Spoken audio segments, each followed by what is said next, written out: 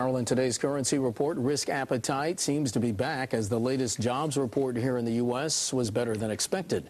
Let's head to Lydia Thu for more on the story. Lydia, good morning. Good morning, Mark. Well, you can see that risk appetite really creeping back into the currency market as the yen and dollar weakened today. The dollar index falling for the first day in 6, and that's in the face of World Bank President Robert Zoellick saying at that G8 summit today that the dollar will stay the world's main reserve currency. Of course, we have lots of headlines on that front recently. Now, as for the yen, which is a popular carry trade funding currency, it is dropping against 13 major currencies today, in particular falling against some of the higher yielding and commodity currencies like the South African rand and Norwegian krona. The yen also dropping from a 6-week high against the euro today. The trend had been for yen strength, and that's really as investors have been a little risk averse, but we're seeing a little bit of a flip-flop today.